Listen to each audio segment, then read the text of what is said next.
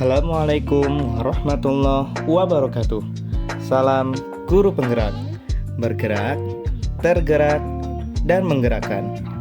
Perkenalkan, nama saya Muhammad Alfi Syahrin, calon guru penggerak Angkatan 9 dari SMP Negeri 1 Kedawung, Kabupaten Cirebon, Provinsi Jawa Barat. Dalam video berikut ini, saya akan menyampaikan tentang kesimpulan dan refleksi dari pemikiran Ki Hajar Dewantara.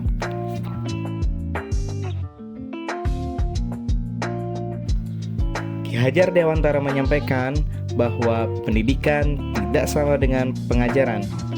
Pendidikan dan pengajaran merupakan dua kata yang sepintas memiliki makna yang sama, namun pada konsepnya memiliki pengertian dan makna yang berbeda.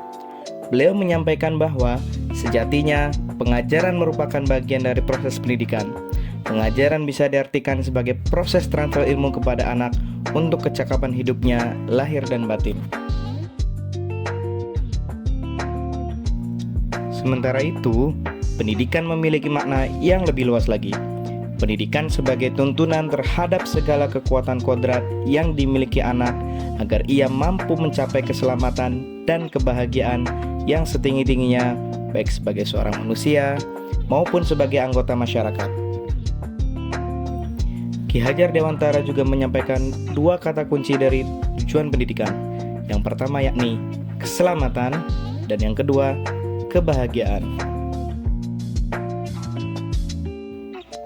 Makna kata keselamatan yakni berkaitan dengan lahiriahnya murid, di mana sekolah menjadi tempat yang aman, nyaman, dan ramah bagi para murid.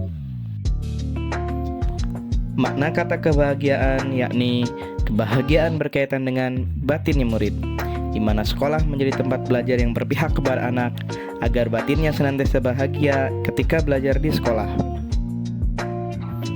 Berikutnya tentang apa yang saya percaya tentang murid dan pembelajaran di kelas sebelum saya mempelajari modul 1.1.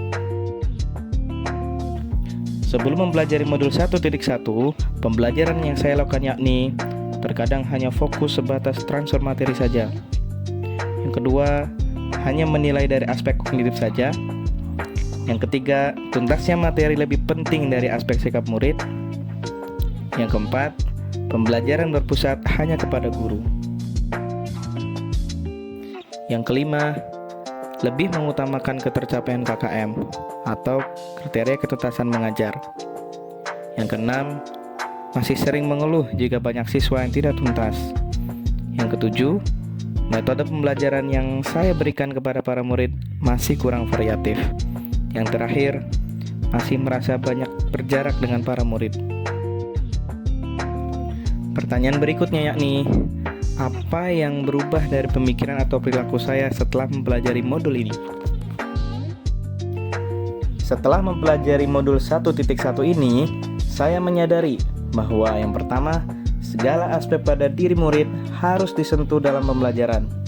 Yang kedua, melakukan pembelajaran yang berpihak kepada murid. Dan yang ketiga, biarkan murid tumbuh sesuai dengan kodratnya.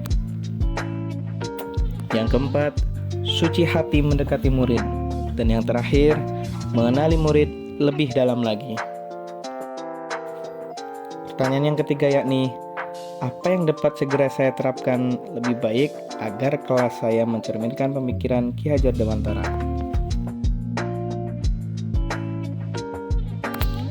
Yang bisa segera saya terapkan di kelas antara lain, yang pertama, merancang dan melaksanakan pembelajaran yang menyenangkan dan berpihak kepada anak.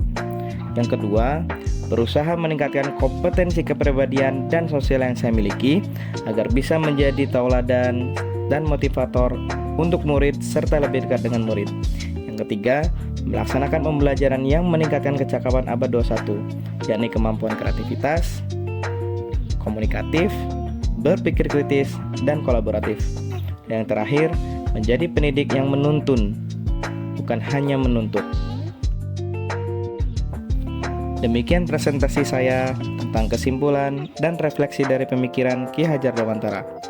Terima kasih sudah menyimak video berikut ini. Terima kasih. Assalamualaikum warahmatullahi wabarakatuh.